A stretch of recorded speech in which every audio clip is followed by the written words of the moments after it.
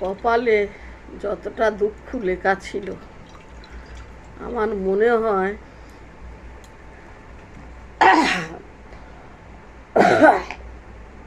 এই জলপট্টি দিতে দিতে উঠে গেল। এরপরে কি সুখ আসবে?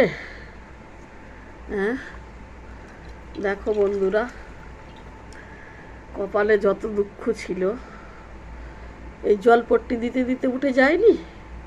উঠে গেছে মনে হয়। তোমরা কি বলো?